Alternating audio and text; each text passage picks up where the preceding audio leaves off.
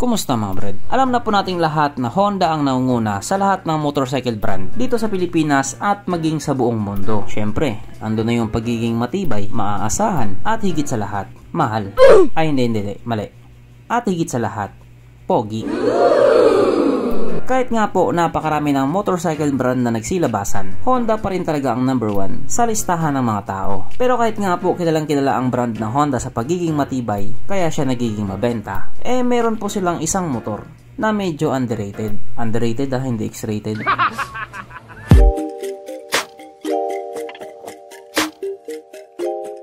Pero syempre bago tayo magpatuloy, kung bago ka pa lamang napadpad dito sa aking walang kwentang channel, huwag ka na mag-subscribe.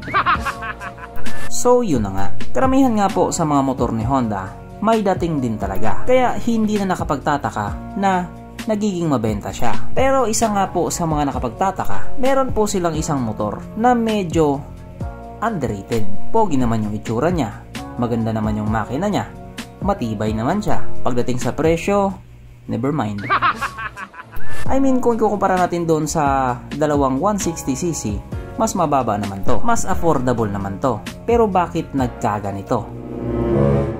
Bakit kaunti lang yung Honda Airblade 160 ang makikita mo sa kalsada?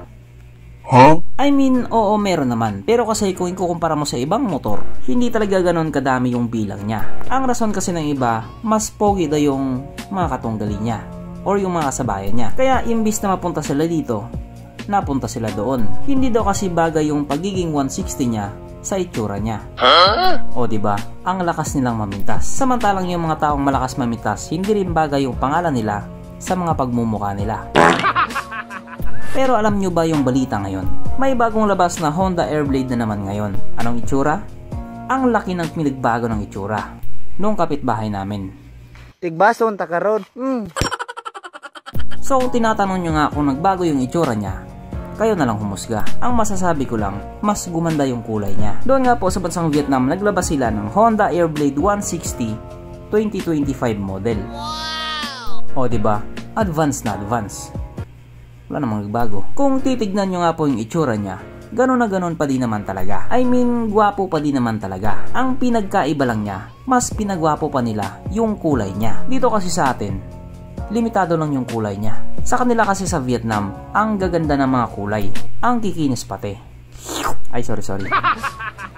So, bago nga po kung saan mapunta ang usapan, pag-usapan na lang po natin kung ano nga bang meron sa motor na ito at kung gaano na nga ba talaga siya kaganda. So, ito nga po ang Honda Airblade 160 2025 model na mayroong 157 cubic centimeter engine displacement, 4-stroke single cylinder, single overhead cam with 4 valves. Powered by ASP Plus or Enhanced Smart Power Plus, nang ibig nga pong sabihin mas pinalakas na makina at mas pinatipid sa gasolina. Naka-program fuel injected at syempre ito po ay naka-liquid cooled.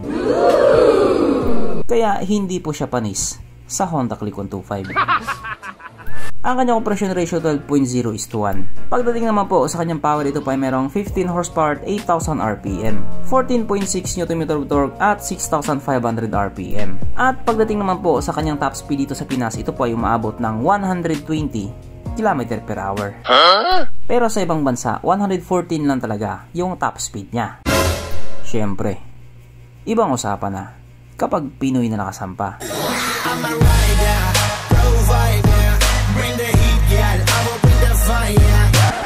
Ang kanyang tangke ay kaya magkarga ng 4.4 liters fuel tank capacity. So para nga po sa isang 160cc na scooter, maliit nga po talaga yon. Pero kasi ito nga po ay kumukonsumo ng 47.5 kilometers per liter. Na para nga po sa isang 160cc na scooter, matipid na po yun. Ang sukat ng kanyang gulong 90/80/14 sa harap at 100/80/40 naman sa likuran. Syempre paras na po itong naka-tubeless. Pagdating naman po sa kanyang braking system, ito po ay naka-disc brake sa harap at drum brake pa din po sa likuran. Pero may ABS naman yung sa harapan. Ang kanyang seat height ay mitaas sa 775mm at 142mm naman ang kanyang ground clearance. At ang motor nga po na ito ay may kabuuang bigat na 114 kilograms. Nadihamak nga po na mas magaan kung ikukumpara sa Honda Click 160, PCX 160 at ADB 160. Pero kasi kung titignan naman natin yung kaha niya, kasing laki lang din siya ng ibang 125cc na scooter. Okay. Mapunta naman po tayo sa iba pa niya mga features. So ang ilaw nga po sa motor na ito, naka-LED na po. Pero bulb type pa rin yung kanyang signal lights. At speaking of ilaw nga po, kung makikita nyo, paras na paras pa din siya doon sa nauna. At hindi rin po mawala yung trademark ng pagiging Honda niya. Yung ilaw niya na parang pataas. Hindi ko alam kung sungay ba yan o noon ni Vegeta. Basta, alam nyo na yun. Ang kanyang gauge panel, syempre ito po ay naka full digital, na parang may pagkakawig nga po sa Aerox. At ito nga din po ay naka-keyless na. Naka-keyless naman talaga siya. Kaya hindi mo na kailangan ng susi pa. Papindot-pindot ka na lang. At syempre present nga din po sa motor na ito ang kanyang USB charging port. Para kahit saan ka nga po magpunta, hindi ka na mangangamba na baka malubat pa yung cellphone mo. Kasi nga, manonood ka pa ng Cornhub. At present nga din po sa motor na ito ang walang kamatayang ISS or idling stop system. So sa 79,000 pagkakataon nga po, uulitin ko na naman to. Ito nga po yung mekanismo na kapag nakahinto ka sa isang traffic light at hindi mo pinihit yung silyandador sa loob ng 3 or 5 segundo, kusa nga pong mamamatay ang makina sa motor mo. At pihitin mo lamang din siya pabalik, kusa na rin siya nga andar.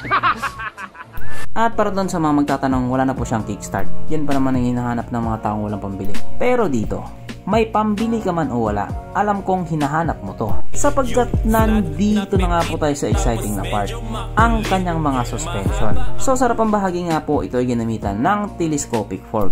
At sa likuran naman, ito po ay gumagamit ng dual shock absorber, na ayon nga po sa mga taong nakagamit sa motor na ito, maganda ang bounce.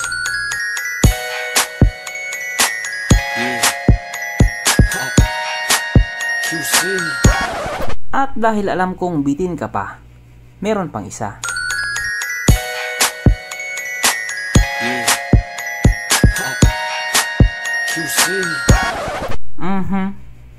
Panigurado.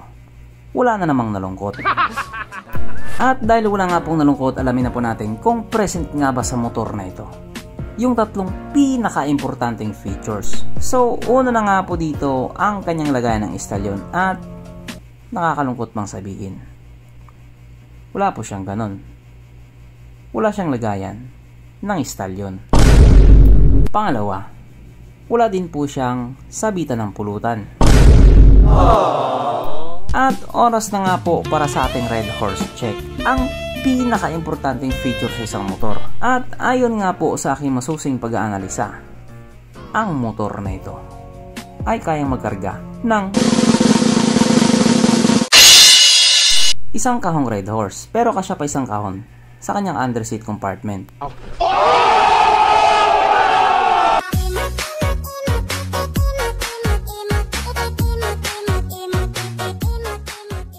So therefore, ang motor na ito kahit papaano recommended. So dito nga po sa bagong Honda Airblade 160 2025 model, sa madaling salita, kulay lang talaga yung nagbago sa kanya. Mas nagbago pa yung mukha ng kapitbahay namin na nakatanggap ng paluwagan. So kung curious ka naman kung magkano nga ba ang presyo ng Honda Airblade 160 sa bansang Vietnam, ito po ay nagkakalaga ng 42,012,000 Vietnamese dong, na kung i-convert nga po natin into Philippine peso, ito po ay papatak ng 97,000 pesos. Samantalang yung presyo ng Honda Airblade dito sa atin ay nagkakalaga ng 125,900 pesos. O diba? Ang sarap ng feeling mo. So hanggang dito na lang muna mga brad. Kung may gusto mong sabihin or gustong ilagdag doon sa mga sinabi ko, mag-comment ka na lang sa baba. Okay, bye.